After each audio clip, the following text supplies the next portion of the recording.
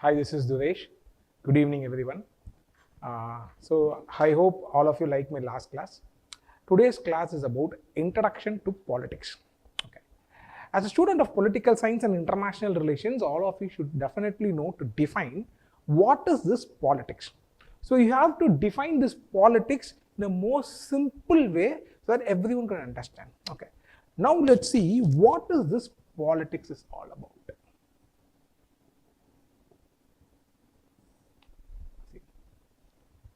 Politics. The word politics denotes both a study as well as a process, right? Today's concern is for us is about the process of politics. What is this politics in a normal man's usage? Generally, we will use politics in the way it's a process, right? Anything we will use politics. So there's a problem in office, immediately we used to say there's a lot of politics in the office. Okay, if some city, suddenly if a film star becomes very famous, immediately the press person will come and ask, sir, when are you entering politics? So a different person mean politics in a different way. But generally, we use politics as if we are going to enter some political party, we are going to join elections or some bad thing. Like a lot of backstabbing is happening in the office, so a lot of politics in the office, a lot of politics in the institution, politics in this organization, all these things we used to say. So this is how, in a gentleman parlance, we used to define this politics. That is how we have been understanding politics all these years, isn't it? But in a political science literature, politics has a definite meaning. It has a definite meaning. So first we have to understand what is this politics, right? Today's concern, as I already told you, is about the process of politics, not the study of politics, right? The process of politics. Right? Before defining what is this politics in a more comprehensive way, as usual, what we will do is we'll track it from the ancient times so that we can run this as a story, so that everyone can understand in a more easier way, right? The traditional definition of politics, as they say, it is called as art and science of government. Art and science of government. Where it emerged, as usual, whatever happens in political science, immediately we'll go back to the Greek world. 200, 300 BC, before the Christian era, somewhere around that time, maybe from 500 BC before the Christian era, somewhere at that time, we'll generally take it back. The reason being, that is where, in the Greek city-states, as they call polis, okay, it is nothing but a Greek city-state. That is, these are small independent kingdoms that existed in the Greek world. Okay, and they had independence and they organized themselves in such a way that they gave that political organization some kind of a monarchy, aristocracy to their people. So this is where the very first time the thinkers, the Greek philosophers developed systematically the science of politics. At least we can say they tried to develop systematically the science of politics, right? So politics in the Greek world meant anything that concerned, you understood? This polis. That is the reason that the term politics came. Anything that concerned the polis was called as politics then. Polis was nothing but a Greek city-state. In other words, what was politics in the traditional times? Politics was understood as all those processes that was involved with the state, the government, that organization, that human organization that was controlling us, right? That was the meaning of politics. In simple words, I just now told you, politics was termed as art and science of government. That is how they have been defining. In the ancient world, that is how it is being defined. Traditionally, from the ancient world till say some 1930s and 40s, this is the traditional development definition of politics. Art and science of government. The Greek thinkers, as I've already told you, was phenomenal in developing the science of politics. Aristotle famously said, man is a political animal. Pericles used to say, if you do not have interest in politics, it does not mean that politics will not have interest in you. So that was the importance that politics was given. The importance was given to politics. They felt everyone was inside politics. You cannot be away outside the politics. Everyone are inside the politics. Only animals can be outside the politics. We are controlled by politics. That is the reason Pericles called everyone to take part in politics. In other words, he called everyone to take part in this polis. Take part is in the art of government. Because if you do not take part, still politics will control you. You understood? Even if you do not take part, still politics will control you. Say Pericles, he lived somewhere on 500 BC. 500 BC. The all idea of polis in the Greek city-state is about some 500 to 300 BC. Okay? So he lived somewhere on 500 BC and he told, if you do not have interest in politics, it does not mean that politics will not have interest in you. So definitely everyone should take part in politics. Even if you are not taking part in politics, still then the politics will concern about you. So it's better that you take part in politics. Or in other words, you better take part in this art of polis, art of state. You understood? That is how the Greek was believing. The tradition continued. The tradition continued till the 17th century, the 18th century, the era of enlightenment as they call in Europe. Okay. Everywhere the tradition continued and a lot of liberal thinkers, Marxist thinkers, many people started to come, but most of them defined. They did not try to define politics, but still they gave lot of political ideas with the inherent meaning of politics being this one, art and science of government. They gave lot of political ideas. We will see that one by one little bit later. First, let's understand what this politics is, right? So till that 1920s and 30s, we already know Europe and Western America, the Western world and America, slowly and steadily these academic institutions started to develop. And all these academic institutions started to study scientifically every phenomena. The science of sociology was developed, the science of psychology was developed, the history was now more scientifically read, the new tools of anthropology was developed by many people. Okay. So tools of sociology was developed. All these things were developed. So automatically a group of academicians called political scientists were also developing at that point of time. But what happened is, during that early 1900s, people used the same historical tools, the psychological tools, the sociological tools that was developed by other sociologists, historians and the psychologists to understand politics. So few behavioral thinkers, as they call, these are political scientists who believed in behavioralism. Behavioralism was a science.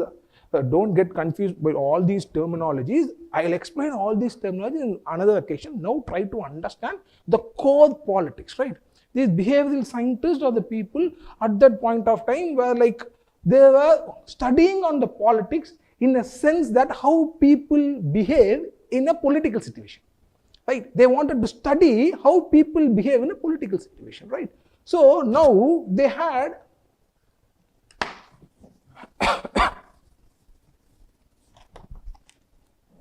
one important thing to do. They had one important thing to do. They have to define what is this political. That's very important for them. Because all these years they were studying politics. Even the historians were studying politics, and the anthropologists were studying politics. The sociology like Talcott Parsons, they already written a lot about politics. Understood? Everyone is studying politics, but using the historical tools, using the psychological tools, using the sociological tools. But these behavioral scientists who wanted to study the politics in a way like how a person behaves in a political situation. What is this political? What is this political man? You understood? They wanted to find all these things. So for that, first of all, they have to define what is this political. That's their first thing. They have to define what is this political. Then they have to define who is this political man. You understood? They have to define who is this political man, because already the sociologists define who is the social man, what is sociology, what is the subject of this. The people also define who is the anthropological man, who is the psychological man. Everything is all been defined. What is the capacity of psychology, what is the subject matter, but this is politics, nothing has been defined yet. No one has comprehensively defined what is this political man. Curious political scientists started to emerge. They started to develop, think about, okay, is that the science of art and science of politics? Then who is this political man is all about? A man interacts everywhere. The man interacts in an economic situation. Man interacts in a social situation. Say we live in the society, we speak with many people, our friends, relatives, students, teachers, family members. This is what we call a social interaction. Correct? We buy lot of things, we sell lot of things. That we call as economic interaction. Okay? So all these things can be easily defined. Already they have defined it. This is a social man. This is an economic man. This is how economic man will behave. This is how a social man. Already this is developed as a science. But no one has comprehensively defined who is this political man. What and what capacity a man could be called as a political man. Is there anything that man could act as a political man? Fine. So they wanted to define what is political. They wanted to find out who is this political man. And from that way, they wanted to comprehensively define what is politics. Understood? Because the Greek thinkers have already told us, politics is everywhere. Politics is everywhere. Aristotle has already given us, man is a political animal. Pericles have already told us, if you do not have interest in politics, it does not mean that politics will not have interest in you. So all these things that tells us that politics is everywhere. But what is this politics? Art and science of government. Do you mean that politics, science, government is all pervasive then? No, the government cannot be all pervasive. Then what is this political man? So they wanted to find out. So a group of behavioral thinkers who wanted to find out how a human being behaved in a political situation, led by Charles Merriam. You understood? Okay. They started to define who is this political man, what is this political situation, and how a man behaves in the political situation in a particular way, and how that particular way could be called as a political process. All these things has to be defined, right?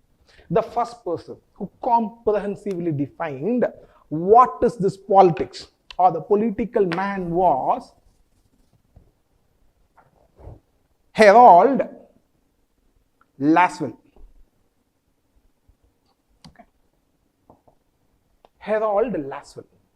So Harold Lasswell was the first scientist who comprehensively defined, he was a psychologist also. Okay, so a kind of political science that he developed was a political psychology, as they call it. Okay. And this person comprehensively defined or tried to define what is this politics or who is this political man for the very first time. Okay. According to Lasswell studied all the society, how the people behaved in all the society. He first of all Lasswell accepted that politics is concerned with the government. He did not repudiate it. Okay, he accepted it. Right.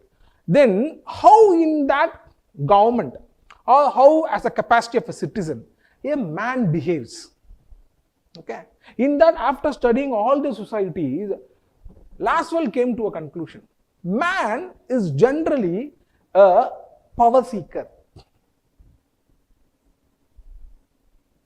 Understood? Human being is generally a power seeker, asserted Harold Lasswell. He is generally a power seeker.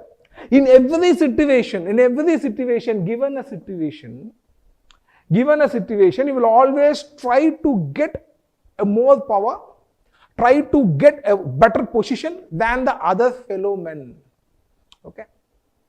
So, he said, whenever man behaves in the purview of making more power, seeking more power, that situation is called as a political situation. And that man who is trying to get more power is nothing but a political man. I found it. Okay. Is nothing but a political man. Okay. So, for Harold Lasswell, a political man is a man who is a power seeker.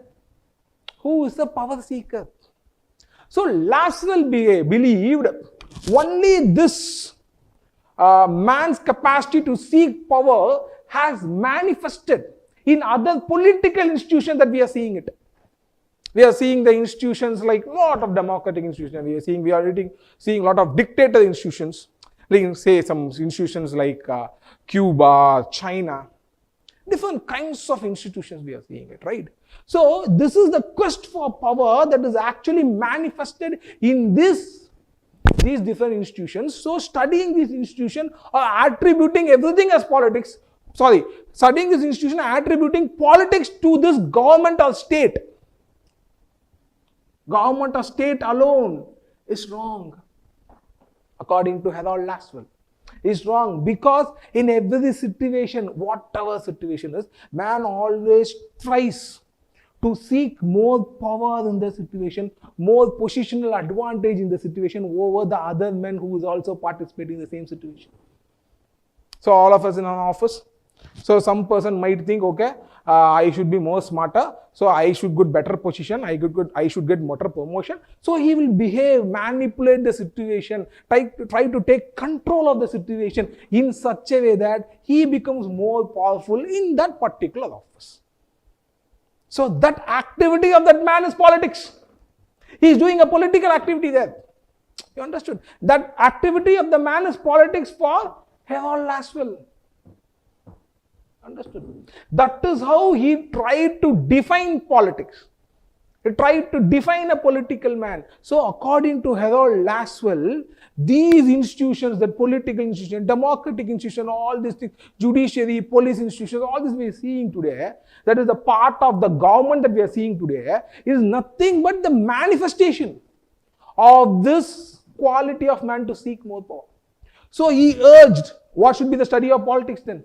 Now he has defined what is a political man. He has defined a political man as a power seeker. So he urged the political scientists to study how men influence other men in a given situation. In any situation, even in family. Even in family, we try to influence our own family members with our ideas. Don't we? Right? We try to get advantage over the other men in our own family. Then at that capacity, I am a political man. So there is politics in family also. So he tried to take away shift the focus of politics from state or government. I will define what is state a little bit later. Right now I understand state is country. Okay, or the polity. Right now we understand state is a country or a polity. Okay.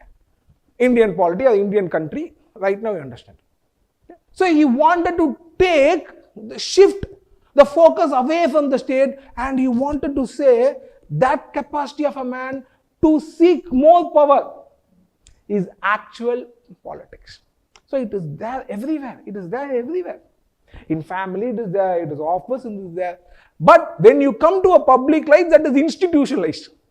That is what you are seeing at political institutions. That is institutionalized. And you believe this is what politics. This is only politics that you believe.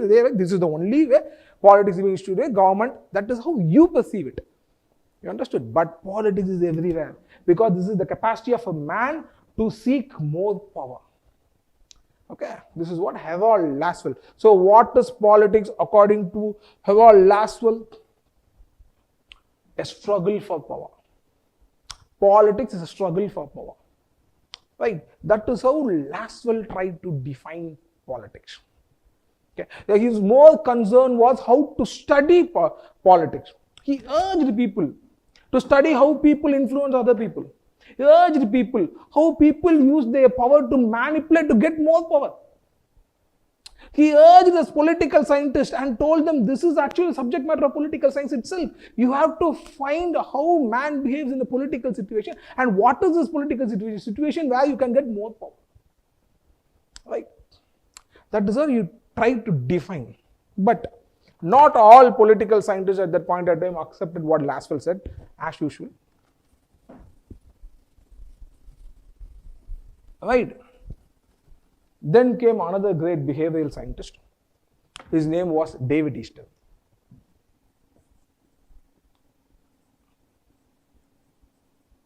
Okay, his name was David Easton. Right. Now, traditionally, I just sum it up so that you will understand as a story. Traditionally, politics is understood as art and science of government related with polis or the state, which is trying to create a good life to all the people. That is how traditionally politics has been defined. Then came the behavioral scientist led by Charles Merriam, To them, they were not satisfied that politics is only concerning about the government. They thought politics is everywhere. So they wanted to find what is this political man, what is this political situation, and everyone came with their own idea. And the first person who gave the idea was Harold Laswell, who defined politics as a struggle for power. A political man is a power-seeking man, right? That is how he defined. Now, as I told you, David Easton, more influential philosopher and as political scientist, he comes and again he reads the whole society. Okay. Now he comes with the theory. He says, as long as I have read the society, politics in a commonsensical term is being used in two different ways. One is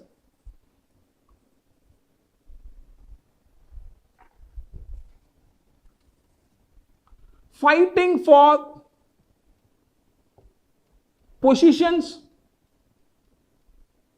and power. Fighting for positions and power. How Laswell has defined, right? He accepts that. That is one way. But he says, I can also see another way by which politics is actually understood in the society. What is that is, he says, when a group of people try to authoritatively allocate policies. Okay. Authoritatively allocate policy. What is this? You know what is this? What is this? David Easton said, in every family or any organization or everywhere the group of people is there, every people will have their own idea of what is the way of good life. Correct? For example, let's take the example of a simple family. And a simple situation will take it. When should a person should come home? After work. The son says, I think reasonably you have to come by 8 o'clock. Right? The father says, no, 8 o'clock is too late. I cannot accept till 8 o'clock because the society is not that good. So you have to come somewhere by 5 o'clock. Then the mother comes and says, no, 5 o'clock is too early. You cannot accept 5 o'clock. Then how the people? So let's rationally decide 7 o'clock. Right? So everyone have their own idea of when to come back home from work from outside. Right? So everyone have their own some kind of a policy for the situation there. Okay. And finally they discuss, and finally all of them accept, okay, what mother has said is right. So because we are accepting what mother has said is right, now we have discussed and finally gave the authority to the policy of what mother has said as the correct policy for this matter. Right. So all of us sat, all of us discussed, all of us has finally authoritatively allocated a policy. What is the policy right now we have allocated? When to come back home. Okay. So David Easton said, this happens everywhere. This happens everywhere. In every society it happens. In a workplace it happens. In an organization it happens. In a school it happens. In a peer group it happens. In a family it happens. It also happens in state and government. It also happens there. So again he said politics is everywhere. Right? But he found in commonsensical term, politics is also understood in this way, and summing up both these things, David Easton came with his own definition of politics, where he said, politics is authoritative allocation of values. Right? Authoritative allocation of values. Okay. So, what is the political situation here? A political situation is a situation which actually demands a public policy. It demands a policy there. Right? Who is the political man there? A man who is ready to discuss with other men, to form an authoritative allocation of policy, to form a policy, then to allocate a policy. They are two different things. First of all, you have to sit with other men to form a policy, then you have to implement that policy. Correct. So that man is the political man. So every man can work in the political capacity also. Every man can work in the economic capacity also. You understood? So again he said politics is everywhere. What is his values? Values could be anything. Dignity is a value. Rules and regulation is a value. Anything is a value. Okay. If in the family they wanted to decide how to allocate dignity to every person, probably there might be a situation that one person in the family was not dignifiedly treated. Right? So suddenly all people meet and okay, you have not treated this person in a dignified manner. So let's allocate, let's make a policy how to treat. We sit, we discuss, and in our political capacity, all of us listen carefully. In our political capacity, all of us sit, discuss, and form a policy how to treat that particular person in a dignified way. Understood? How to treat a particular person in a dignified way. So we are doing politics there. You understood? So politics is everywhere. Again he comes back to the same thing. Politics everywhere. Like how the Greeks thought. How Harold Laswell formulated. But he differs who is a political man and what is a political situation. Okay. He said, politics is not just about power. Yes, it's about power a little bit. First of all, I make a policy. You also make a policy. That person also makes a policy. We are living in an organization or in a family. So someone will always try to push his policy to the top. Correct? His way of rule and his rules and regulation to the top. So that power exists there. A struggle for power exists there. But he said, even policy making, even implementing the policy, everything is politics. So we cannot narrow down politics to power alone, but every man has the capacity to cooperate also. Right? So politics is where when men also try to cooperate and form a policy. So politics is where men try to cooperate and form a policy and implement it. You understood? So that now he has defined everything as politics. Okay. What are the things is politics now? According to David Easton, trying for authority,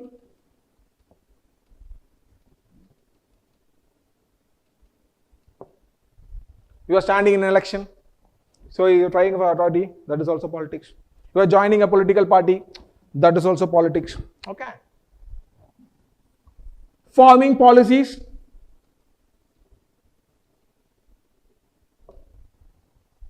now you have become an MLA. Now through the legislature you are forming, which is the with the other MLAs, of course, which is the best law that could be made. So what is the best public policy that could help the people? Because I am being the representative of the people, forming a policy, that is also politics. Implementing policies.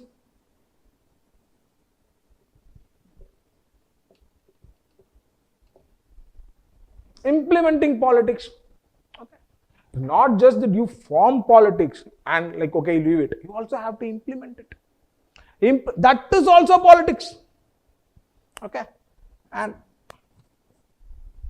as you all know, finally I'll come where? Adjudicating policies.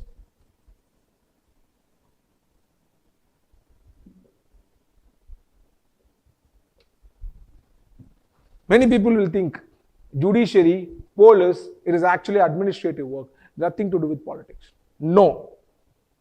Even that is politics. It is an authoritative allocation of values. In a family, if you have decided, okay, this is the good way, when we have to come back, suddenly 7 o'clock daily you can't come back because of some situation, some reasons, and you have a valid reason. So, there may be a possibility, there may be a requirement where you have to again sit and see the policy that you have made is correct or wrong. Right? Maybe after 1 year time, the timing that you have set already at 7 o'clock might not work. Might not work. Again, all the family members might sit again and again they might adjudicate and say, okay, 7 o'clock is not that correct. Maybe we cannot come because she came back by 7 o'clock yesterday and half of the work was not done in the office. And because of that, she was she was punished. So we cannot let that happen. So you adjudicate it. You adjudicate it. Even that is politics. Only if you adjudicate your policy that you have made, whether it is correct or wrong, and everyone is following the same rules and regulations, everything you have to follow. If someone is breaking a law, okay. In a family, the father has finally said, okay, 7 o'clock you have to come. Daily, one of the son is not coming. Daily he is coming by 7:30, 8:30. Okay. Then they have to see whether the policy is being implicated properly, and then they have to punish the son. Only then the other people in the family will accept it. So, everything is politics now. You understood? Trying for an authority. MLA, MP, you are elections, standing in all elections, joining a political party, you are trying for the power and authority for the position. That is politics. You are forming policies. Through a legislature, or in a family, or in an organization, anywhere. Politics is everywhere. Politics is also there in an economic organization. Politics is also there in a school. Politics is also there here, in your family, everywhere. Everywhere when you are trying to form a policy, you are doing a politics. You are doing a political activity. Right? Implementing the policies. Adjudicating the policies. Okay? All these things, according to David Easton, what he calls politics. Did you understand? This was accepted universally as the definition of politics. Okay. But this definition also has its own shortfall. As you have seen it now, even though I have told it, this is little bit a complicated definition. So that authoritative allocation of values, and you might miss it.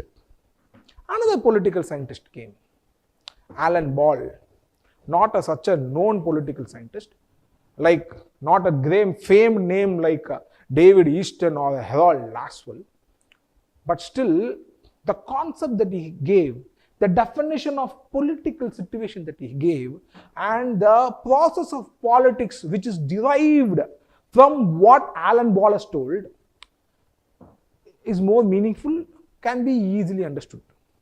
Okay, let's see what is that.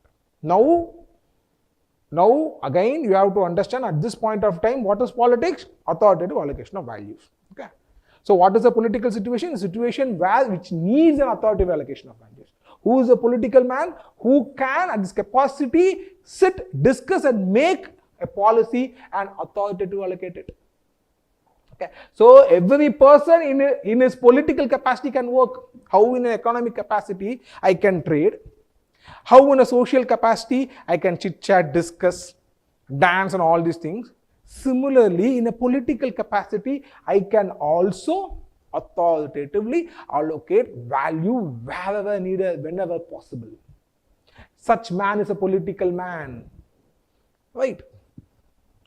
So, now let's go to the another definition, which I feel is one of the most easiest definition. Most of the books will give authoritative allocation of values is the most easiest definition. But what I feel is, what Alan Ball has given is the more easier definition to understand politics.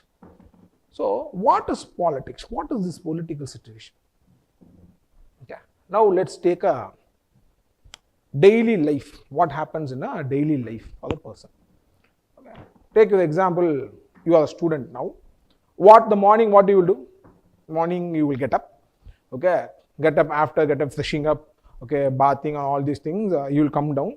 You will come down and your mother would have prepared a good breakfast, and you will chit chat with your mother and the family members and you will eat it. Okay. You are a religious person now, so you have to go to a temple. right? Because every day you do it. So after that, what you will do? Okay, you go there in a bike parking, you take your bike, and there's also another person who's also taking the same bike there, some other bike there, and you also chit chat with that particular person, and you take the bike and you go to a temple, right? And you worship the god. Now you have to come back to the studies. On the back there's no petrol, so you go to a petrol bunk, you fill, you give 100 rupees note, and you are filling 1 liter of petrol, right? And you are coming back to the educational institution, say Sivarajvel IAS Academy, and you are coming to it. This is a daily activity that you are doing it. Let's sum up what are the different activities that you have done. Okay. Man, what are the different kinds of activities the man has done? Morning, you got up, you spoke with all the persons around, you spoke with them, you chatted with them, your friends, your relatives, your father, your mother, the neighbor. This is a social activity.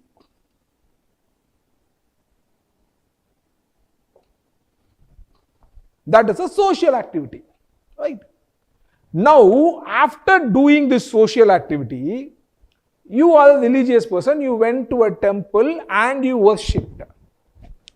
So, you are doing a cultural activity. Right? You are doing a cultural activity. Now, you are going to a petrol bunk to fill up a petrol. So, there is a trade of goods and services there. Right? So, you are giving a money, exchange of goods and services. You are giving a money for a good in return. So, you are doing an economic activity there. Yeah. So, 3 kind of activities every human being is doing. 3 kind of activities. So, all the kind of activities that you are doing in a daily life can be summed up into these 3 kind of activities. Social activity, cultural activity, and economic activity. Now, what if a problem comes in any of these activities? What if a problem comes in any of these activities? Suddenly morning, you are taking a bike, and nearby another person is also taking a bike, as I already told you. He's your friend, you chatting. Suddenly something happened. He slapped you. Okay, a problem arises there. You are going to a temple to worship a god. Suddenly some person is, and something is speaking ill of the god. Suddenly something happens, you fight with that particular person. A problem arises there. You are going to a petrol bunk. You are giving 100 rupees note. And that person is only refilling petrol for only 50 rupees. And he is saying like, you only gave 50 rupees note. A problem arises there. Correct. So what you will do now? So you have to solve your problems. Politics is a process by which people solve their social, cultural and economic problems.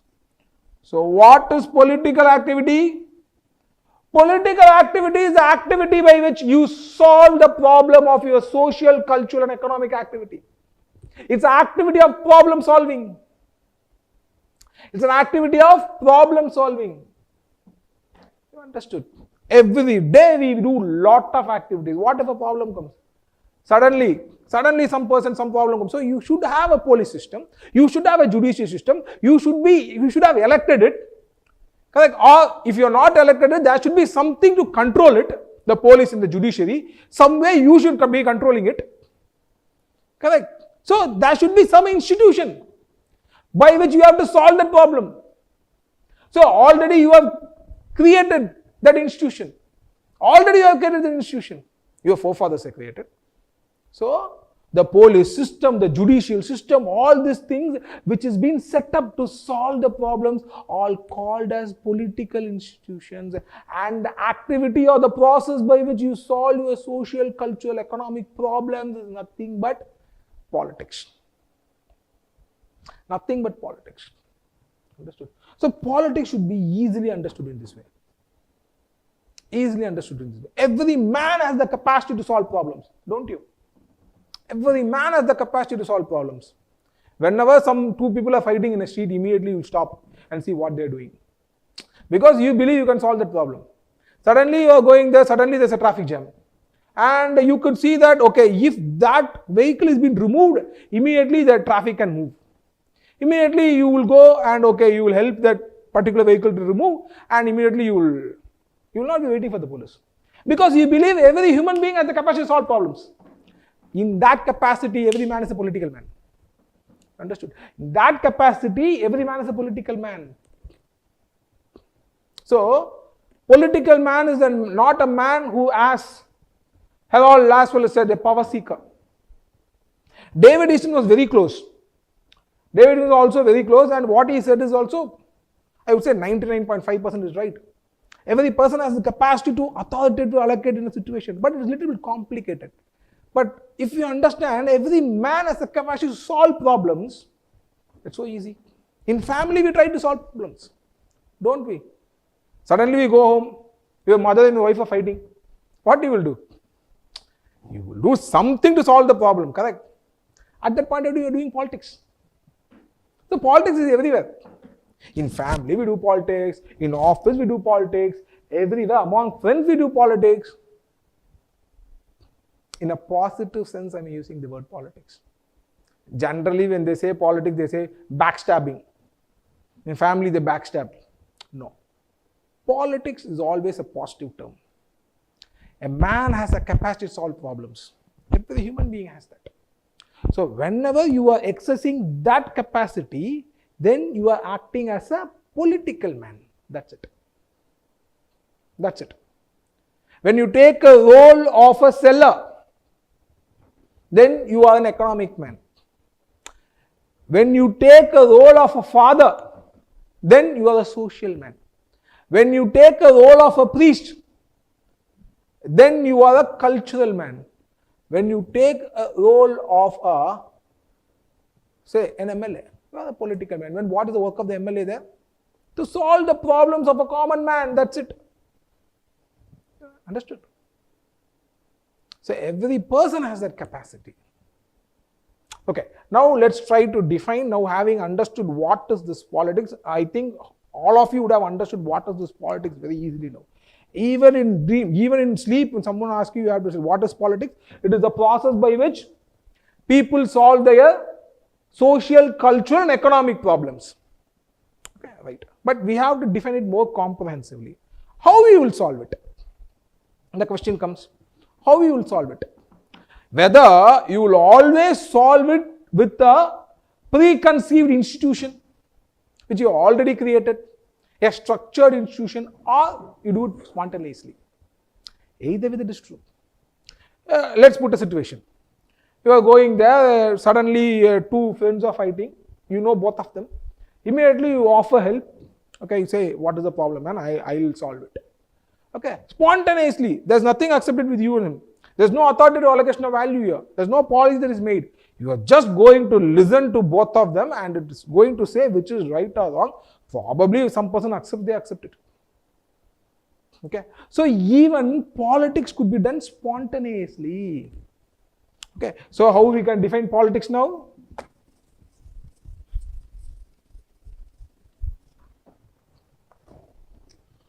Politics is a process by which people solve their social, cultural and economic problems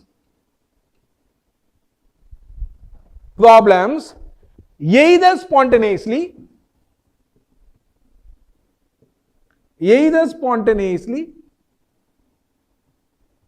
or through codified rules and regulations. Through codified rules. We have codified it. The Indian Constitution, we have created Indian Constitution. Our forefathers have created. Our forefathers, representatives like Dr. B.R. Ambedkar, Jawaharlal Nehru, Dr. Rajendra Prasad and other persons who are the representatives of our forefathers have actually created our Constitution. which is nothing but a codified rules and regulations which controls us. Correct? So politics is a process by which people solve their social, cultural and economic problems either spontaneously or through codified rules and regulations. Okay. So you can do it either way. You can do it either way. You can do it spontaneously whenever a situation arises. What is a political situation? A situation which needs a problem solving. Where there's a problem exists, that is a political situation. That is how Alan Ball defines it. Wherever a problem exists, that is a political situation. So in your capacity to solve the problems, you go and solve that problem. You are acting as a political man. Understood? So it could be the process of politics could either be done spontaneously or through codified. You can go to police, which is already codified rules and regulation of a country, or you can go to the judicial system, legal route. Correct? Even illegal route you can do it. Okay? That is, you are going to sit and discuss yourself. Might not be accepted it. But still that can be called as politics. Is it? Okay. Let's put it. Generally, we will see in the newspapers, they will say, there's a lot of problems in Afghanistan and we are trying to bring in a political solution to it. Okay. What is this political solution? What they mean by political solution is, in the simpler terms, a peaceful solution where people will discuss and decide. So, politics today is being accepted with peace. Yesterday, probably in our ancient times, politics was solved, the problem was solved with sword. Yes, it was solved with sword, but not today. Not today. So, when you are trying to solve a problem in a peaceful way, even not going back to the codified rules and regulations of the country concerned or through the legal route, still that can be called as politics, as long as you do not indulge in violence.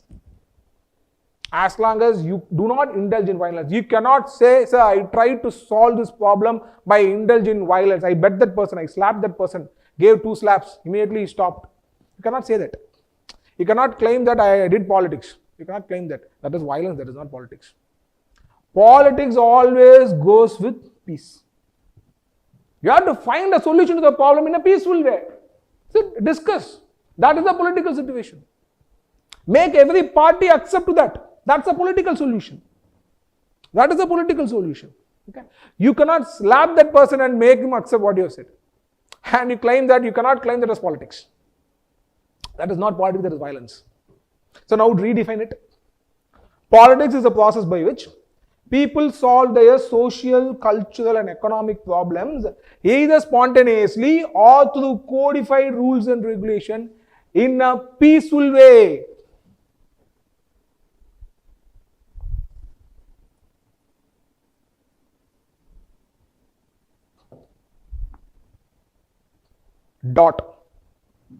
Finally, we have defined politics in a comprehensive way. This is the final definition of politics. Even in sleep, you have to tell it. A student of political science always should know how to define politics in a comprehensive way. Not just politics. Not just politics. All the things that you do. See, liberty, define it. Democracy, define it. Rights, define it. Law, define it. State, define it. Sovereignty, define it. That will be extremely useful even for examination. Even for examinations, if you can exactly say what it is in 2 or 3 lines, I would say. 2 or 3 lines, how we have summed up here, in 2 or 3 lines, definitely you can impress anyone. Even for life, it will be helpful because you will have a clarity of concepts. You are not going to use the word politics like how others use vaguely. How the first person comes and asks, are you entering politics? As if politics is only do with elections. Actually, what he or she means is, whether that particular superstar is actually entering electoral politics. Okay, that is what he or she actually means. That this person is actually means, the reporter actually means. But there is a common man parents, we believe politics is standing in elections, joining parties, or politics is backstabbing. That is how we have been told, that is how we have been believing what is politics, but that is not the truth. Politics is beyond that. Every person has the capacity to solve problems. Every person, you have it, I have it, everyone, every day we do it. Some problem in the home, immediately you will poke your nose and say, what is it? I know how to solve it. Everyone do it, right? Because that is human nature. That is the reason they say, man is always a political man. Aristotle already said, man is a political man. Why? Because it's the human nature to solve. Because they believe they can solve the problems. Okay. So what is politics now? Politics is a process by which people solve their social, cultural and economic problems either spontaneously or through codified rules and regulations in a peaceful manner. In a peaceful manner. There cannot be any violence and you cannot claim that it's politics. You cannot claim that it's politics. So my total ethnic group is being genocide, it's been killed by the other people. So I am taking arms. You have every right to do it. That's different. But you cannot claim that as politics. And you cannot fight when others say that is terrorism. You cannot fight against them and say, okay, I have taken because my people has been killed. So I have taken arms. This is my politics. This is the way I know politics. You cannot. You fight back. Because internationally accepted political way or the political situation is a peaceful solution. Okay. Where you can sit, discuss, make policy, solve problems in a peaceful way. Simple. Right? That is what politics is all about. Now recap. Go back, not to the ancient Greek world, to our own ancient world. How we solved all your problems, all our problems from the ancient times. Now you can easily understand politics. Tribal life, how we were living. There will be a tribal leader, and whatever happens, the tribal leader will say, this is the rules and regulation. He will himself decide the rules and regulation, and everyone accept it. Okay, my tribal leader has told us, so this is what it is. I am accepting. That's it. He will give whatever he says, you accept it. Then India has its own caste system, and lots of caste laws was there. Whether it is right or wrong, it's a different issue, but that was a way by which Indians solved their problems. That was the way by which we solved our problems. We had communities for every job. Even for police, we had our own communities. Right? In Tamil Nadu, we have it. Okay. Every society, we had their own policing communities where the people will pay some money for the community people to safeguard their lands. When British person came, British actually changed everything, took the rights of the particular community. This was the erstwhile political right that was vested with that particular community for some 1,000 years or so. Suddenly British came and they completely changed all the political setup. Now they said, okay, no, I don't want this kind of a political community which is going to safeguard my land, because I am not going to run politics in that way. Probably Indians could have run politics in that way for say some 1,000 years. From now on, I am not going to run politics in that way. There will not be any policing community, but police will be taken care by the state. The British will take care of it. So all these communities were deprived and they put into criminal tribes. All these stories we know it. Right? So now recap how we took care of our own politics from the ancient times. We had kings. We had small leaders. We had our own policing communities. We had our own caste laws. Whether it is right or wrong is a different issue. I am not justifying that it is right. Okay. I am trying to say we had it. Finally, we evolved.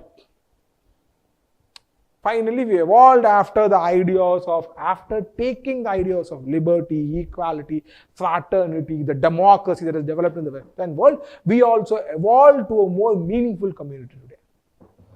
But we try to solve what is, as a student, how you should recap it now is like how we were solving all these problems from the ancient times to till date.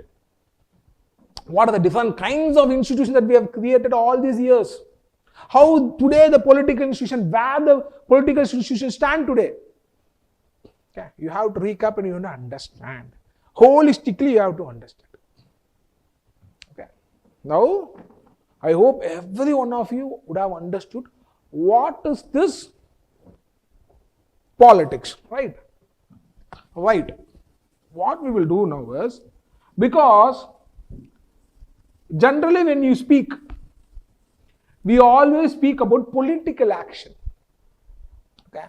So when I have defined politics to include all actions, including policing, including judiciary, including bureaucracy, everything I have included inside a political activity, then you might be confused then whether these are political actions.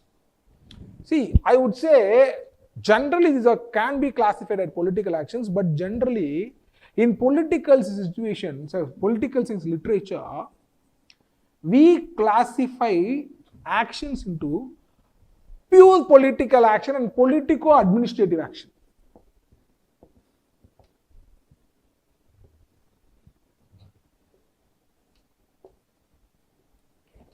You have to know public administration is very much part of politics.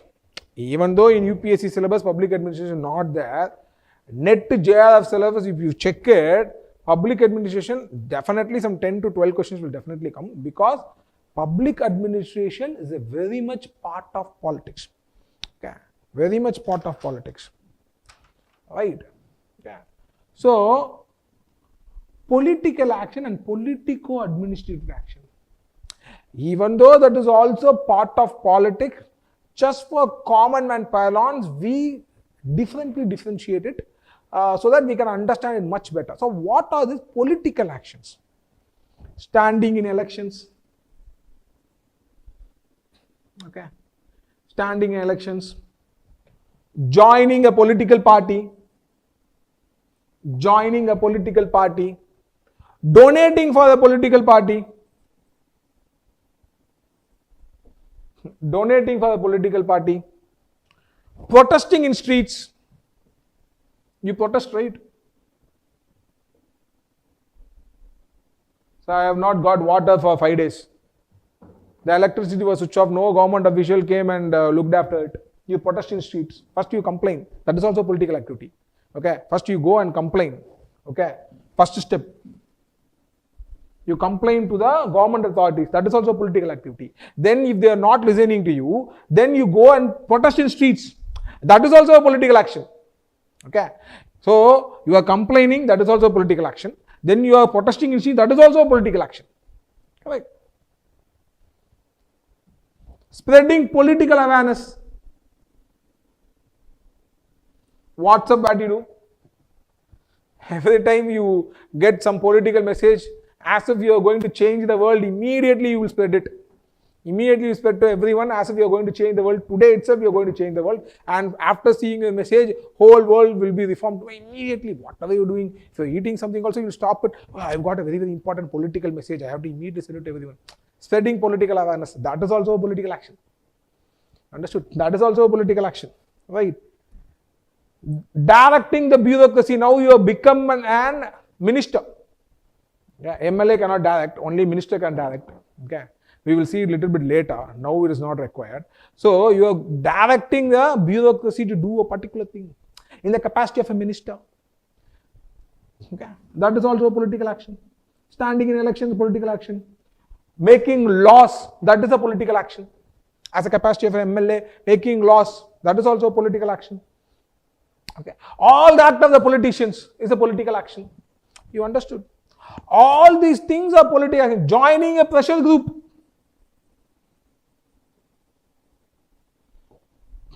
Joining a pressure group. You are working as a professor in a college And for the past 5 years, none of the professors have been taken care of in a good way by the government as also by the institution.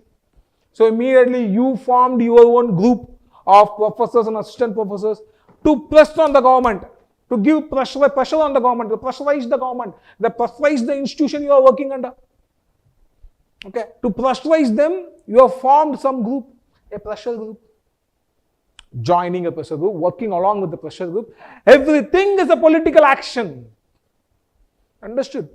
Joining a pressure group, standing in election, joining a political party, donating a political party, protesting, complaining, spreading awareness, directing as a minister, forming laws as a MLA.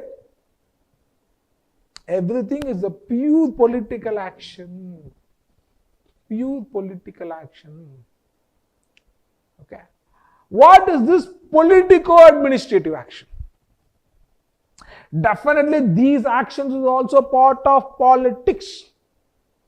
Definitely they are very much integral part of politics. The process of politics has 4 dimensions or 4 elements. Ideas, institution, legal framework and public policy. 4 elements, right? In the institution, you have bureaucracy as an institution.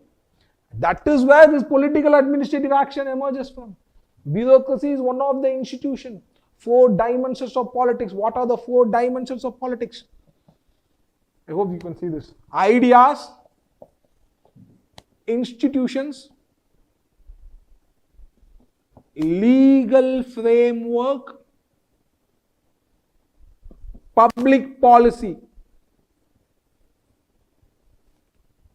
4 dimensions of politics. 4 dimensions of politics. This is 4 dimensions of political process. Politics is a process. Today I am taking you only through what is politics is a process. I am not teaching you about politics as a study. Okay. So don't get confused. Politics is a study. Then I have to take you about what is political philosophy, what is political theory, what is political science, how they are different from each other. That is how generally a political book will start with. Okay, I have not taken that route, I have taken a different route. The reason being, I strongly believe only if the introduction class tells you about, teaches you about what is this politics, the process of politics. We are standing in a society where politics is everything. Politics is everything. Every day in our capacity, you are solving some problems. Okay, every day.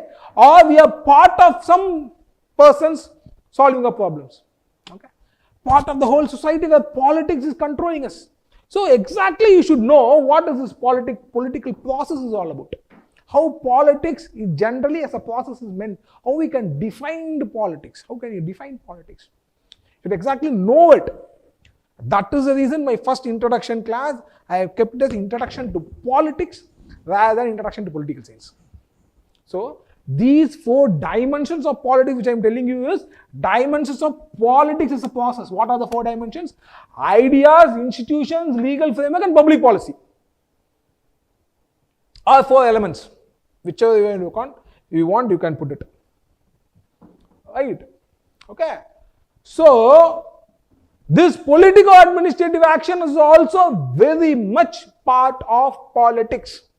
But for academic reasons and the common manpower, we have been using it so long, we try to put it as political administrative action. What are this political administrative action? The work of a judiciary, judging the laws, policing, bureaucracy. All these things are politico-administrative actions, very much part of politics, but still we call it as a politico-administrative action. Politico-administrative action. Okay. Right. So now I think most of you would have at least got some idea. Okay. What is this politics? What is this political activity? Who is this political man? In what capacity I am called as a political man? Politics is everywhere, guys. Politics is everywhere. We have institutionalized politics the whole rules and regulation of the country as a constitution. But every day politics happens in different ways possible, not in the way that constitution is prescribed. Not everyone goes to constitutional route, legal route. Not everyone go. Okay, a family, you discuss and decide, right? You solve your own problem. You don't take a legal route. Correct? Suddenly a father has died. A father has died and there are 4 sons and 1 daughter. Right? If you go to the legal route, all the total property would be shared 5 equal into 5 shares. But generally they don't take a legal route. Okay, what they do, they sit. They do their own political activity. They sit, they solve their problem, and they'll try to say if the daughter has been given a lot of dowry, and probably the son and the other sons might say, see, father gave so much gold as dowry to you, and father did not give that money to us, so you cannot get an equal share. If the girl accepts, that's fine. Okay, if it's not, she is not accepting, the problem couldn't be solved in their own political way, then always there is a legal way that is there. The institutional codified rules and regulation waiting for us to solve our problems, that is there. But most of the time they will say, okay. If this is logical, they will say. If the men try to dominate, she will say, no, I will go to the legal route. Right? Fine. So every day we try to solve politics in our own way possible. Politics is everywhere. It has different dimensions. One dimension that we are seeing in this constitution, the state, the government that is there. So that we are seeing it. The legal route, judiciary, police system, bureaucracy, the public administration. All this is one dimension that we are seeing it. But not always. There are different dimensions to politics. Politics is everywhere. Right. Hope by now you should have understood a little bit of politics. What is politics? How to define politics? What is the difference between a political action and other actions? And what is the difference between a political action and a politico-administrative action? All these things, right? Now what we will do is, I told you about different dimensions of politics, ideas and institutions. I tried to explain what forms this politics takes, the political process takes in this world. Okay. I'm going to deal only with the 2 major forms, ideas and institutions. The legal framework and public policy I'm not going to deal with today. Okay, I think once I explain the ideas and institutions, the other 2 forms I can actually, when I am explaining, I can actually make you understand that as well. Okay.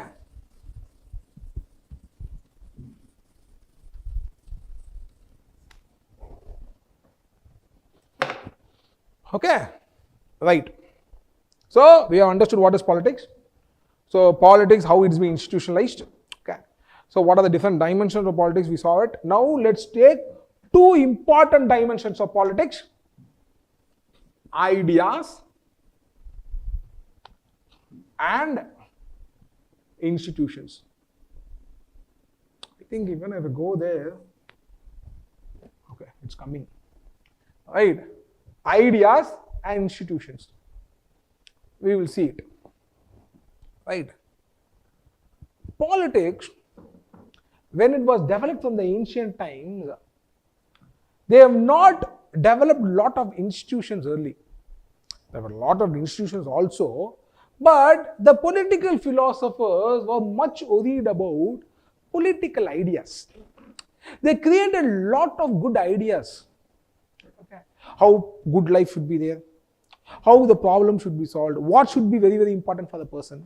Oh, this is the most important thing. Oh, this is how you have to make decisions. Politics is about decision making. Just now I told you. When you are trying to solve a problem, when you are trying to allocate a value, then you are making a decision. Okay. So politics is about decision making. So how you are going to make the decision? So different ideas emerged. Okay, this is how we have to make a decision. Political decisions should be made this way. No, political decisions should be made this way. Okay. And simultaneously, corresponding institutions were also created. Okay. So a lot of political ideas came. That is what we are reading in political theory. The paper called as political theory that is there in our section A, paper 1, is nothing but these political ideas. It is nothing but these political ideas. Because earlier philosophers tend to speak about politics in a conceptual way, in a philosophical way. They created the concept of state. They created the abstract concept of sovereignty. They created some concept of liberty, some concept of equality. They spoke, this should be there, equality should not be there, liberty should be there. They tried to create, okay, how decision making should be done.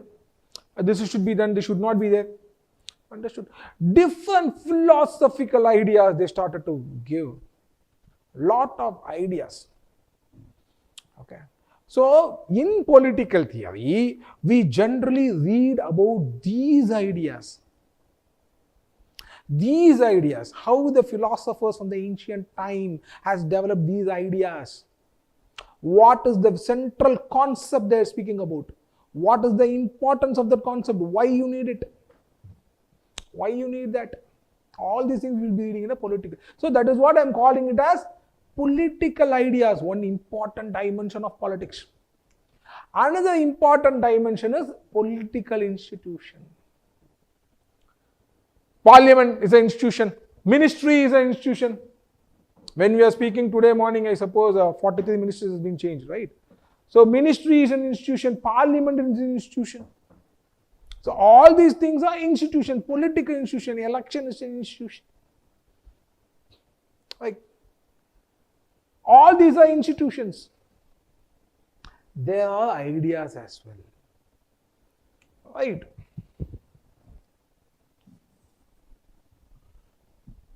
Let's discuss one by one so that I correspondingly say in some cases what are the kind of institutions that I have created, some cases I will tell you the institutions. Okay. First one is the most important idea today we are discussing a lot is about democracy.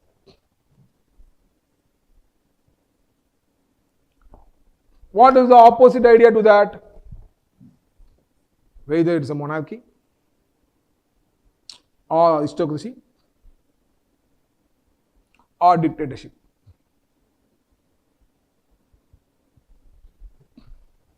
Okay. So,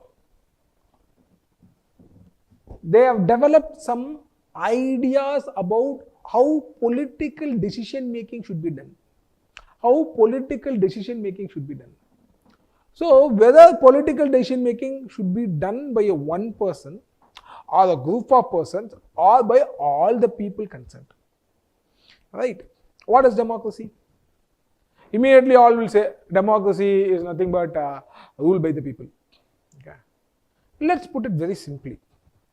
A democratic decision making is nothing but a collective decision making.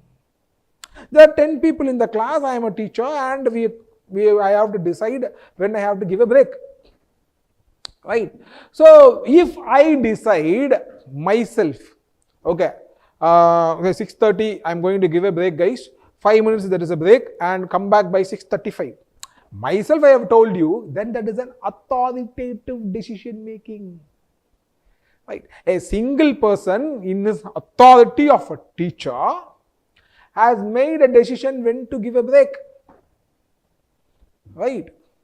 But at the same time, now the 10 people in the class, 9 students and 1 teacher, all 10 of us discuss and decide, okay, when to give a break. Okay. And finally, we make a political decision of giving a break. That is a democratic decision. Because democratic decision is a decision which is made by a collectivity, by all the people concerned. But how to make it? That is where problem comes.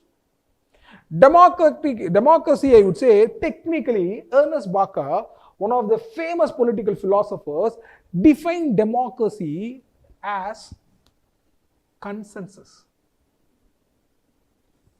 As consensus. He said, Democracy is not just about, say there are 10 people in the class, 5 people say, 6 people say, okay, we will have the break by 6:35. So immediately we decide the break is 6:35. That is not democracy. That is one way of collective decision making. That's it. Here you have accepted that at least if half of the person has accepted one time, then that is how you have accepted. But technically, democracy is consensus. You have to bring all the 10% in the class in the same page. You have to try to bring a consensus there. All the 10%.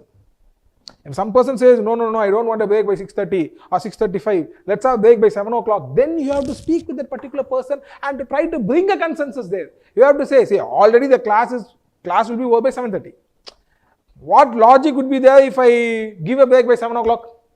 There's no logic. So you are speaking with that particular person and you are trying to bring in a consensus. That is democracy for you.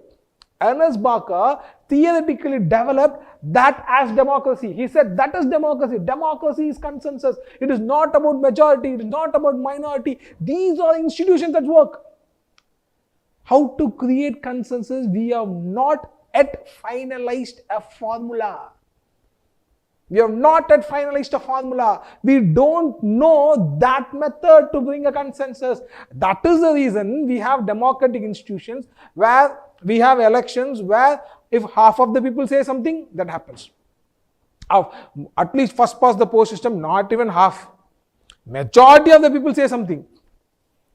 That happens. Right? That is how we believe. Okay? Because we do not know the formula to bring in consensus. But democracy for Ernest Barker is consensus. At 3 levels. At the basis level, at the regime level, at the policy level. At the basis level, at the regime level, at the policy level. That is democracy for him. Understood? So, in a democratic decision making, the idea has been developed that way. In a democratic decision making, you have to bring in a consensus of all the, if 1 crore people living in the country, 1 crore, 100 crore, you have to devise a formula by which all the 100 crore people are on the same page. Definitely that is not possible. For that reason, we have our own democratic institutions where we have created our own electoral systems.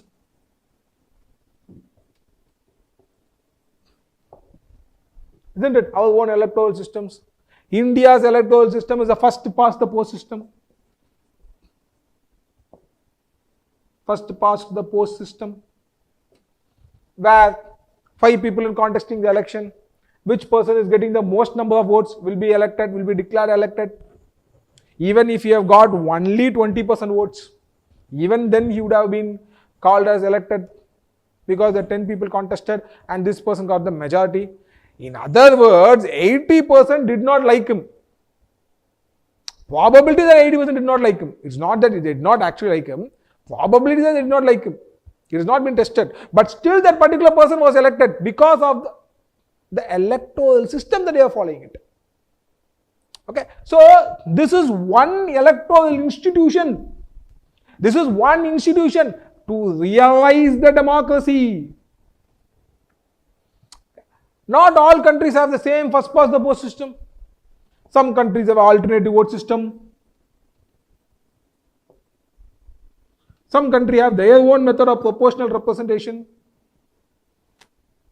Some countries have consociational democracy where every group of people will be given representation in the ministry level. Alternatively, so that all group of people should be represented.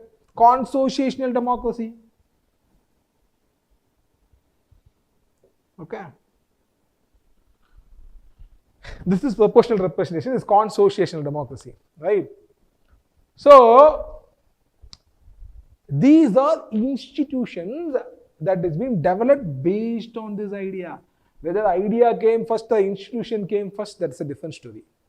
Okay, I'm just trying to relate. This is idea, this is institution. 1 minute.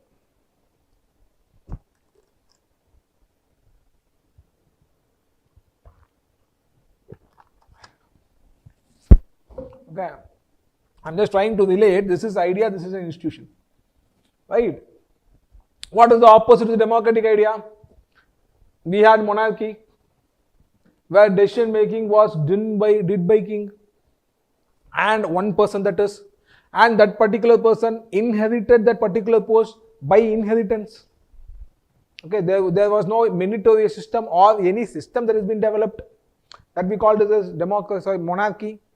We have another system known as aristocracy, where a group of 5, 6 or 10 people who called as nobles or aristocrats discussed and decided the politics of the country concerned, the political decision making of the particular area, that we called as aristocracy.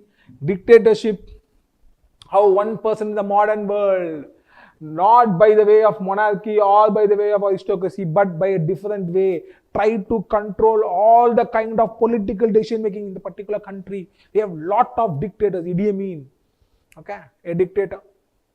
That is dictatorship. So every kind of idea has its own institution there. It has its own institution there. Understood? So what are the different kinds of political institutions? Parliament is one kind of a political institution. Parliament.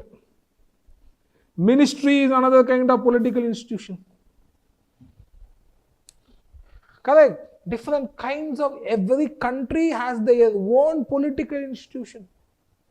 There are different kinds of political ideas in this world. Contradicting ideas, complementing ideas. Okay. This is where the legal framework of the country concerned work in tandem. India's constitution, legal framework, another element, another important dimension of politics, I told you, right? Legal framework will try to connect these ideas with the institution. Okay. Right.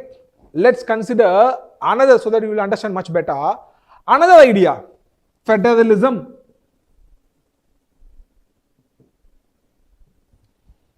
Federalism. Today in Tamil Nadu there is an extremely contested concept, federalism. Right? Federalism is an idea. When Americans got independent, initially America was not a federation. In 1776, when America got independent after the American Revolution, a kind of a loose confederation was created.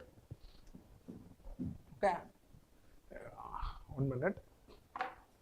I'll rub it up so that you don't confuse with this. Okay. Right. So, in America, a confederation was created. A loose system where the 13 independent states gave one representative, and through that representative, they formed United States of America. Right? Some kind of a loose confederation was there. Okay, Americans did not create a strong federation then. Then the concept of federalism started to develop within the Americans, okay, which was written as Federalist Papers by James J., Alexander Hamilton and Thomas Jefferson. Okay, these people are the people who actually wrote this Federalist Papers. Okay, even before the Federalist Papers was written, actually Americans was trying to bring about a federation, and they also succeeded it. So in 1787, okay, in 1787, American Federation was born. 1776, they became independent, and in 1787, American Federation. So the federalism was an idea, was developed by the American thinkers, and certain federal institutions was created. What are the federal institutions? A federal government, state government.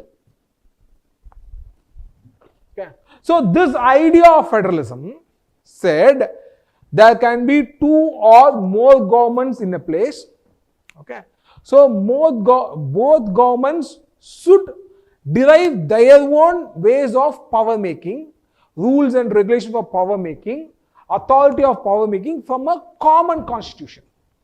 Okay. So the presence of two or more governments in one sovereign state, one country. I'll come what is sovereignty, what is state a little bit later. Okay. We have time. Little bit later, I'll come little bit later. Now understand, in a sovereign country or an independent country, there could be a presence of two or more governments. Both the governments have their own exclusive areas of policy making or exclusive area of law making where the other person cannot infringe. That's an important rule. Where the other person cannot infringe, and that has been codified through a common constitution. That is what federalism is all about. Such a kind of an idea was developed. Okay. And this Alexander Hamilton, James J. Alexander Hamilton, Thomas Jefferson wrote Federalist Papers, and through press and the media it was published, republished again and again. Lot of public meetings was kept, and people was actually taught about, mobilized about this federalism, this idea of federalism, and this federal institution was created. Understood? So federalism is an idea, the institution is federal government, state government. This idea actually governs the way by which the federal government and the state government react with each other, relate with each other. You understood? So this is an idea, this is an institution. Another idea, separation of powers.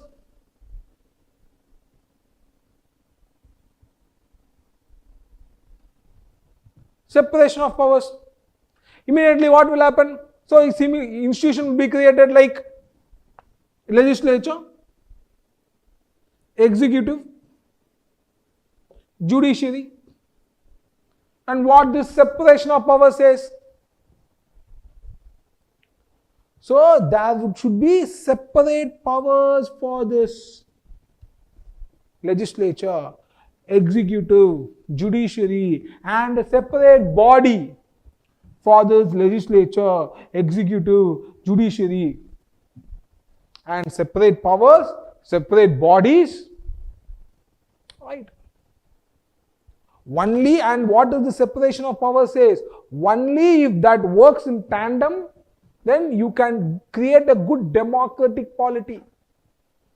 So this is one idea. So we have taken it. Okay, this idea is very good. Separation of powers is very good. It is not that only separation of powers is a good idea. When Ambedkar designed Indian Constitution, he read and said why he went for the parliamentary system.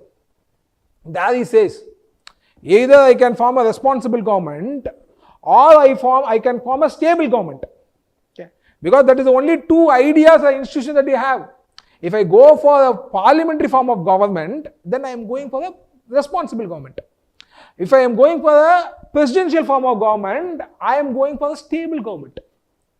There is no one institution in this world where both can coexist. Stability and responsibility. They cannot coexist because such a formula has not been designed. When Ambedkar was writing the constitution then, okay, he said that the formula has not been designed. Unfortunately, either I have to go with responsibility, that idea of responsibility, for which I have to go with the parliamentary form of government. If I am going with the idea of stability, then I have to go with the presidential system of government, presidential institution.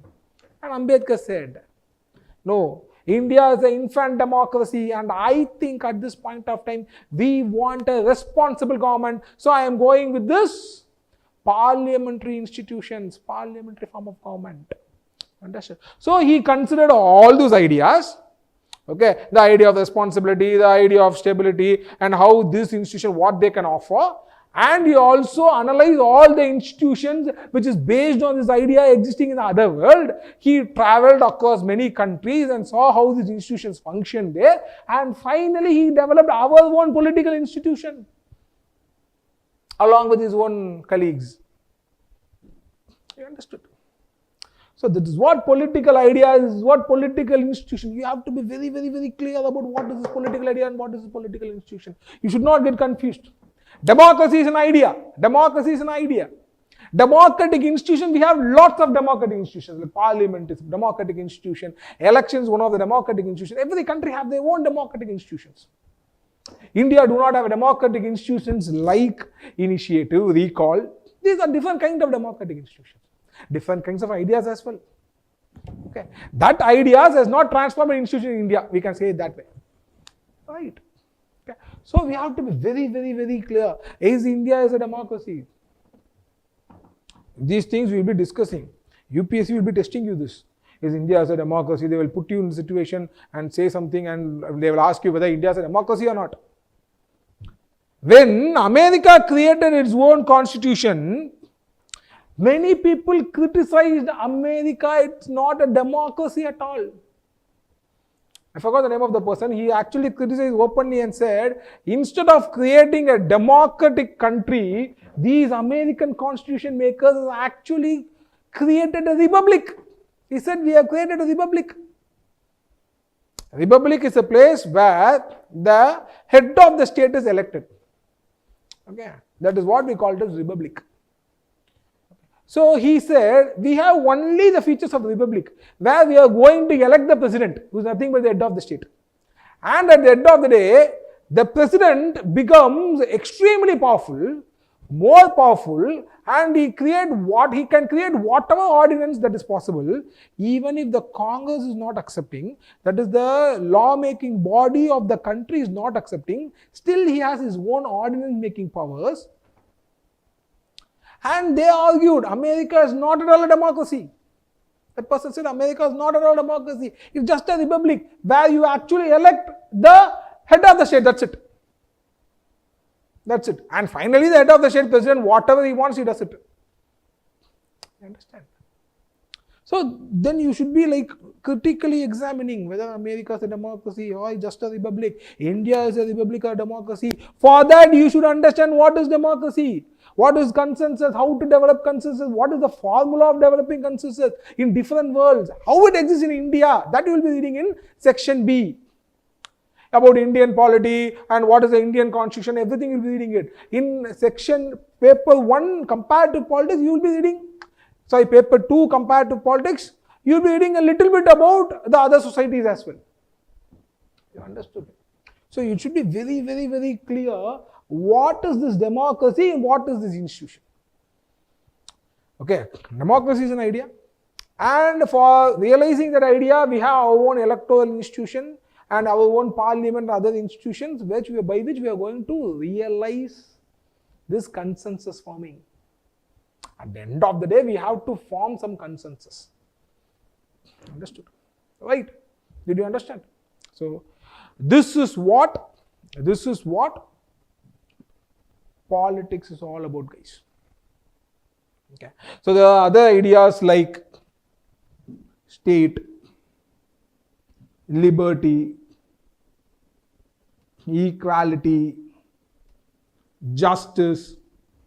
There are other institutions like police, judiciary. Okay. Why the philosophers develop these ideas? Because they believe only these ideas exist in a polity in this way, the people can live happy. They are contradicting ideas. Democracy, I will take democracy and explain. The people who follow liberalism, okay, who believe in freedom would say, liberty is the fundamental force of democracy. In other words, every person in the society should be given equal freedom. That is the fundamental aspect of democracy. Right? Even Ambedkar said, democracy is not a form of government. It's a form of society where people live happily with equal liberty. Okay? It's a form of society. So everyone should be given equal liberty, equal freedom. So everyone should have the right to do whatever they want, unless and until that is not going to hamper the human collectivity. Only then the state will come. That is how the democracy should be there. Okay, that is how these liberal people will argue. But there is also some states called as communist states. For what is communism, what is Marxism, I will come tomorrow. Okay, tomorrow we will have introduction to political ideologies, where I will be discussing about this liberalism, Marxism, and other things. Okay, so what they will say is, okay, you said this is democracy. For democracy, everyone should be having equal freedom. Correct? So everyone should be given freedom to do whatever they want. That is what you argue. But this Marxist communist people will say, okay, if I am giving you equal freedom, tell me one thing. You are a son of a big industrialist. Okay. You are also given the equal freedom, and I am a son of say a very, very poor man. Okay. My father did not own anything. So there is definitely no economic equality there. The power that you have because of your economic position is huge. You are son of an industrialist. Okay. You have huge money in your hand. I don't have anything. Even if you go outside, no one will respect me. Now tell me, legally you are awarded equal freedom to everyone. Legally you are awarded equal freedom to everyone. Who will win? In the survival of the fittest. It is not the meritorious. It is the powerful. The person who is economically powerful will definitely win. Contend the Marxists. They will say, only the person who is the son of the industrialist will definitely win. The son of the beggar or the poor person will not win because he does not have the economic power in his hands. So, for realizing the democracy, the first thing that is needed is economic equality. They form their own democracy, which is called as people's democracy. People's democracy. So, they don't believe in liberal democracy. They wanted to create the people's democracy where a socialist revolution came. I'll tell you what is everything. And the fundamental thing is like economic equality. They do not accept this idea. They don't accept this idea which says liberty is the fundamental form of democracy. They say no, economic equality is the fundamental form of democracy. We should create a society which is classless. There is no economic domination. As long as there is a society where there is an economic domination, there is a have and have-nots in the economic base, the politics is always a superstructure. Right? That is how these people argue.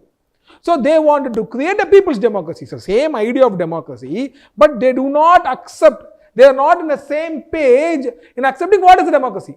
For some people it is liberty, for some people it is economic equality. You understood? So that is how people argue among themselves. A lot of ideas, difference in ideas. You should be very, very, very, very clear. Okay. So in the case of people's democracy, different kinds of institutions have been created. Single party system would be there. Because the idea itself is different. Okay. In a liberal democracy, there will be multi-party system. Different parties contesting in election. Because equal freedom is given. But here single party system would be there because there should be economic equality. To maintain economic equality, there should be a vanguard political party. That is their ideology. So the Communist Party is the vanguard political party and there will be only one political party. And these people will say, if you don't have multiple political parties, then that is not at all a democracy. These people will say, but these people will repeat back and they will fight back and say, no, even you have multiple political parties, all political parties have been characterized by domination. The political party which has more money is going to win at the end of the day. The common person is never going to win. So ours is the true democracy. You understand? So they have their own set of democratic institutions which they call that as democracy, and these people have their own democratic institution and they assert this is democracy. Understood? So, different ideas, different institutions. Understood? Different kinds of politics in different worlds. Okay. So, all these things will be extremely clear. What is politics? Okay. So, politics are different dimensions of politics. Two basic dimensions in political process and ideas, and another ones in institutions. You should be very clear in it. What is the idea? What are the different kind of political ideas that has been created, and what are the kind of political institutions that has been created across the world. Okay, most of these things are not in syllabus. Okay, this is just an introduction class. So I just wanted to tell you everything what is there so that you can holistically understand. Because just we are going to read the syllabus alone, definitely we can get marks. But if you holistically understand everything, you can get one mark extra in every question. Because we will be more logical in answering every question. One mark extra, it means a lot. So that is the reason the first introductory class I thought of telling you all the holistic things about politics. What is politics in general? Right. Now we will go. I hope all of you understood what is this politics is all about. Now we will go to the another most important concept of politics, the most important concept of political theory. In fact, political theory is defined as essentials of this one.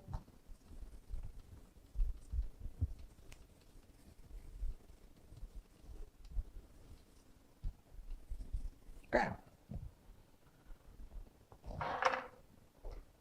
We'll go to the another most important concept of politics, that is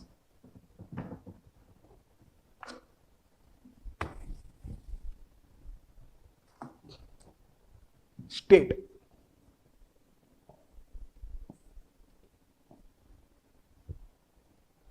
State. What is this state? See, this is the kind of an abstract concept this political scientists have created. Abstract concept this political scientists have created, political philosophers have created for some 2000 years. Initially, it was called as Commonwealth. Slowly and steadily, the terminology of state came into being. Okay, and the concept is being developed hugely. State is fundamental in political theory. State is fundamental in political theory. Because in political theory, we are going to deal with these abstract ideas. What is liberty? What is equality? How to create a good life. Politics is all about creating a good life at the end of the day.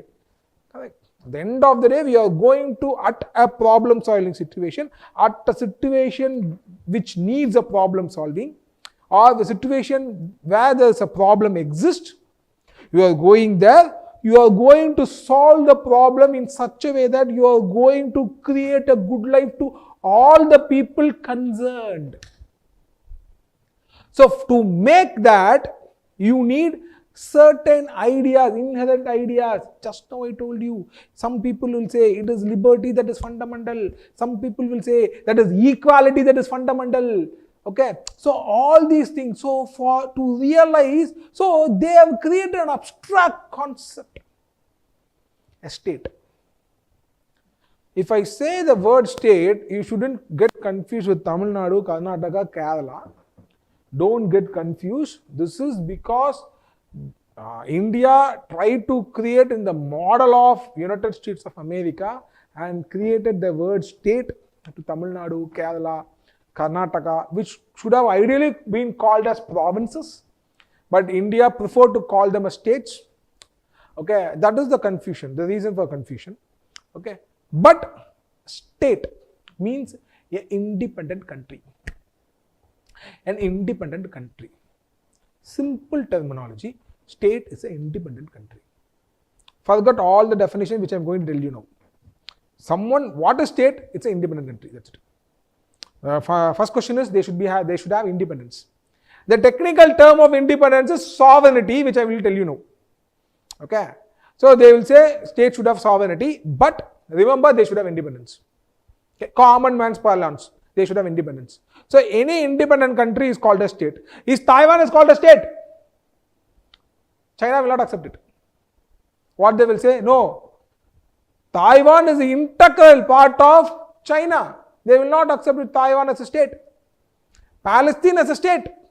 Israel will not accept it. Okay. Ongoing fight. Still we are fighting. We have created United Nations, which is going to give the authority or the legal sanctity of a state in international arena. Whether Palestine should be included, Taiwan should be included. All these things are discussions. Right? Why? With Tibet it is state. Everyone know Tibet is been existing independently. But now, do they have independence? No. Now Tibet is an integral part of China.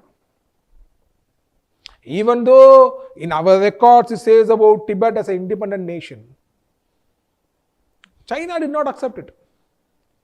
China is not given the status of independence or sovereignty, as they say. I'll come there. Okay. So, state is a concept, a philosophical concept that is developed by philosophers, world philosophers. It's a philosophical concept that is developed by philosophers to denote an independent state, right? Independent country, to denote an independent country, right? So, how to understand state? How to define state? Okay.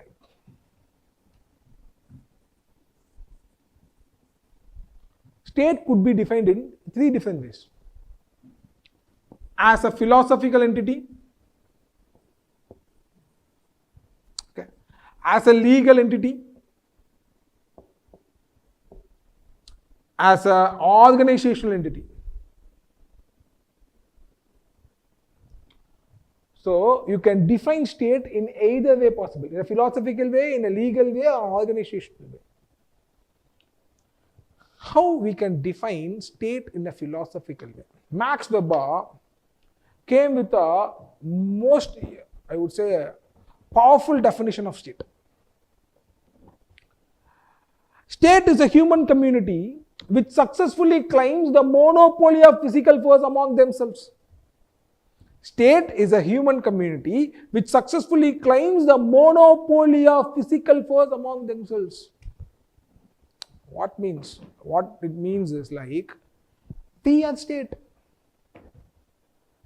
Every Indian, in the capacity of being Indian, every Indian, in the capacity of being an Indian, constitute into a state. State is a human community, any human community. Now, let's take India, all Indians as one human community. State as a human community which successfully claims the monopoly of physical force. If someone is going to hit an Indian, if an Indian is going to hit an Indian, okay, or a Pakistani is going to hit an Indian, okay, or an alien is going to hit an Indian, someone is going to hit an Indian, okay, so physical force, that is the physical force, who is going to hold the monopoly? As all Indians, we have the monopoly, not as an individual capacity, as a collective capacity. So, in a collective capacity, we have devised our own rules and regulations. Okay, if you are going to hit an Indian, okay, then if you have committed any mistake, as a punishment, you can do it. Point number one. Okay, and if you are doing as a punishment, then you should be a government legal authority. Only by the procedure established by law, you can actually do it. Otherwise, you cannot hit someone. Okay? Because this is the law that we have created. Who have created? All Indians, 120 crores of Indians have created our own laws to make how another person can hit me. Correct? No one, any other person, Pakistani or American, they cannot come and just like that enter my country and hit and go. Because collectively, we have created a law which denies that activity. You understand? So, state is a human community which successfully claims the monopoly of physical force among themselves.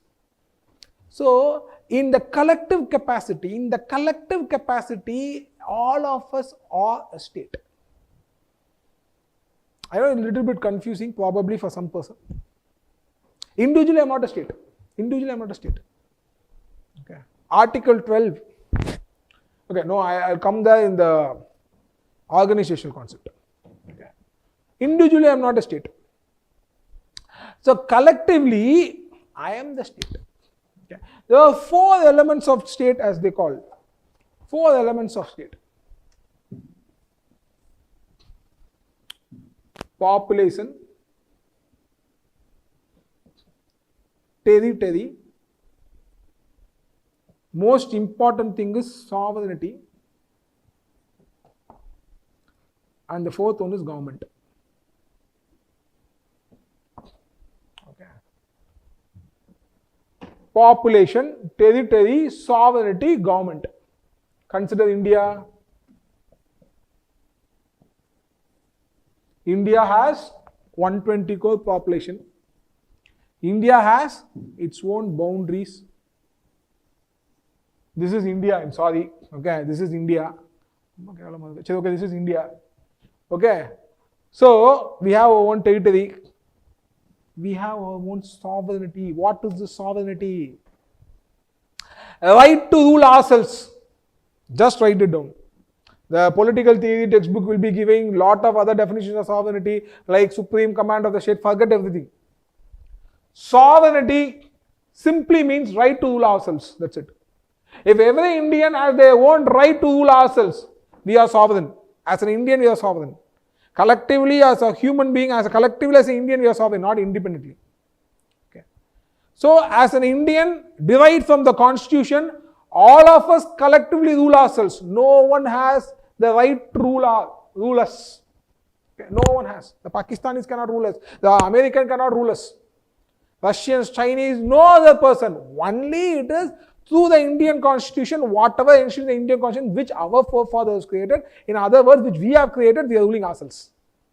You understood? So we have the sovereignty, the right to rule ourselves. The exclusive right. The exclusive right.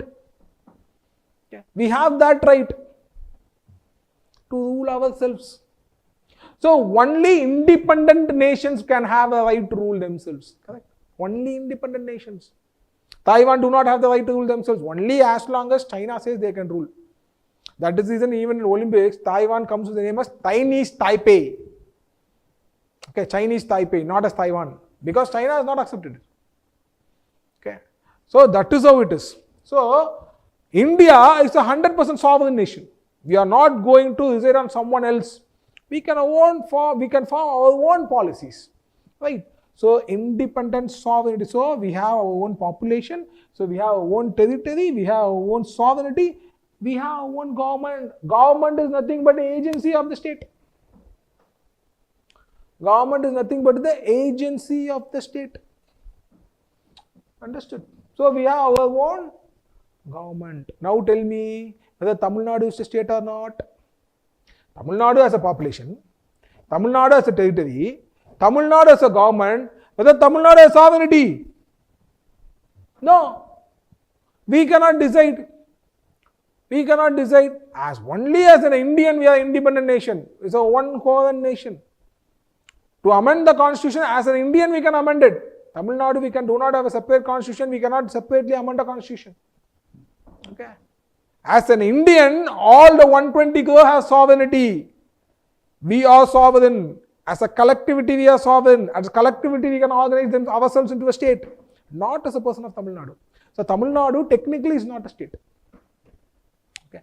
Why they are given Tamil Nadu as a state is based on American federal concepts. That is different. We will see it later. Okay. Now just try to understand what is the status. Right. This is what they call as state. So it's a philosophical concept, as Max Weber said, state is a human community which successfully claims the monopoly of physical force among themselves. What is this legal entity? As a legal concept, state represents the legal framework of the country. The nature of state depends upon the legal framework of the country. The nature of state depends upon the legal framework of the country. They say the nature of state is very oppressive. What they exactly mean? The legal framework is made in such a way that the government authorities can do whatever they want on the individuals. The individuals have minimum rights to claim against the government authorities. So that is the reason they say the nature of the state is oppressive. Understand? So state depends upon the legal framework. It depends upon the constitution, the rights that is enshrined in the constitution, the way by which the individual is dealt in the constitution, the relation between the individual and the state is dealt in the constitution. Understood?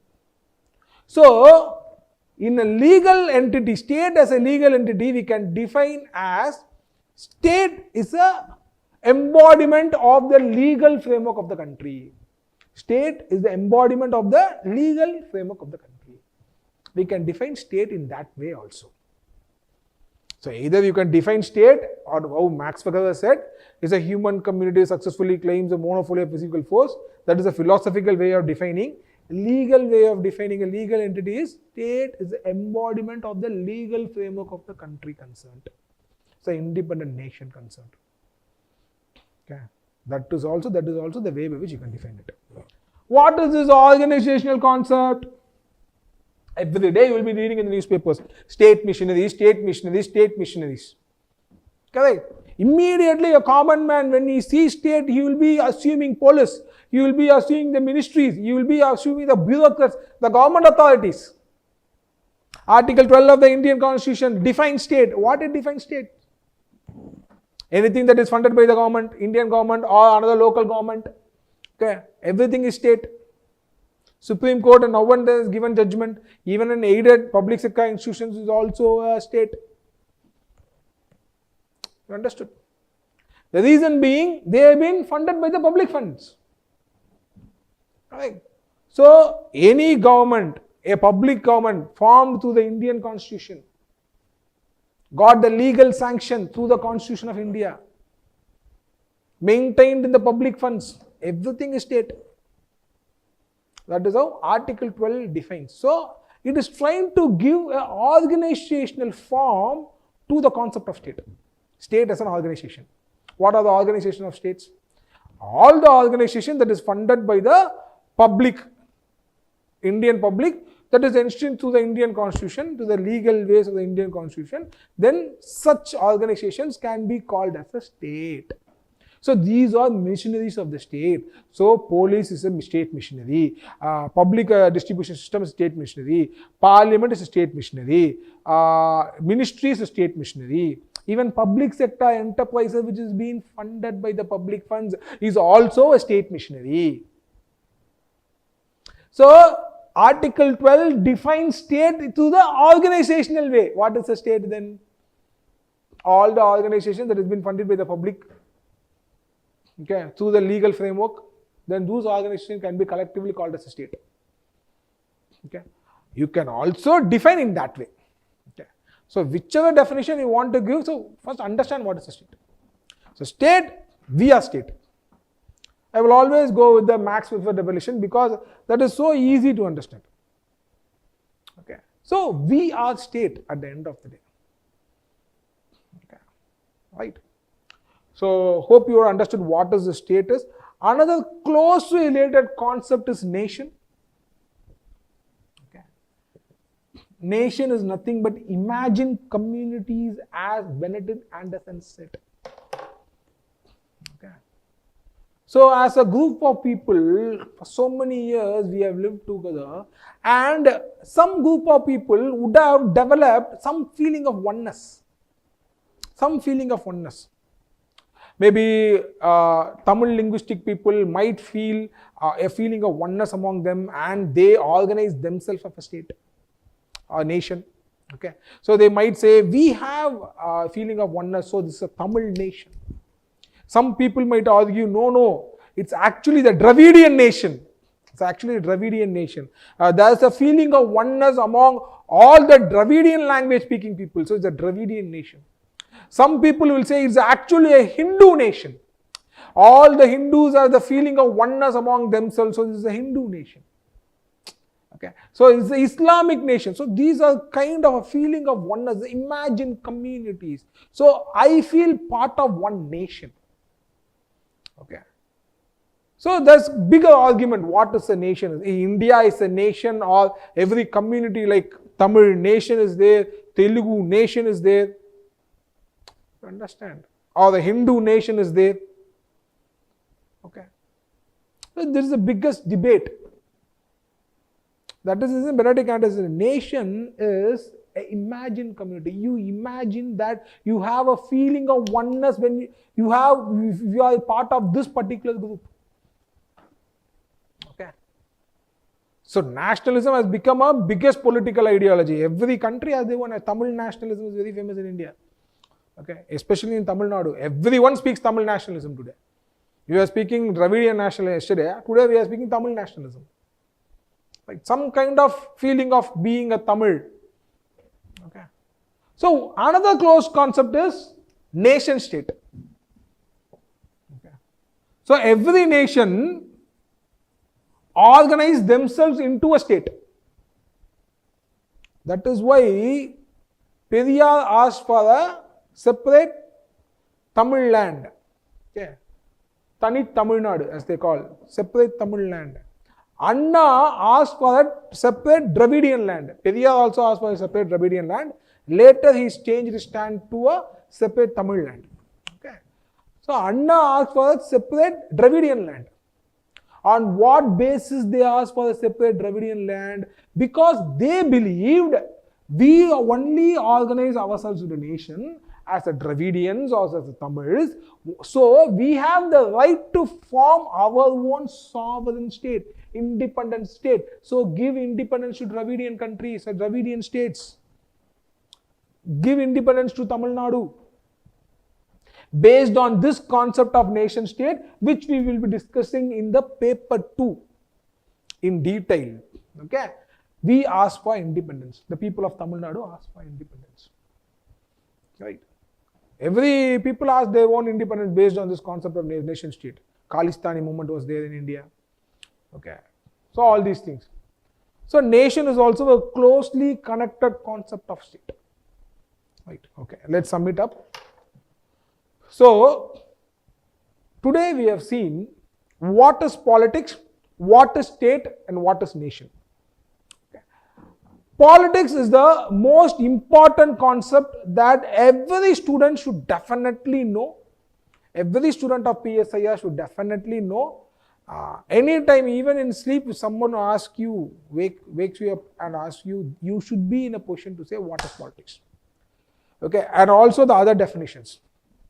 Right. And another most important concept is state and nation. Right. Hope you all like this class. And tomorrow we will have demo class 3 where I will be discussing introduction to political ideologies. Okay. Thank you.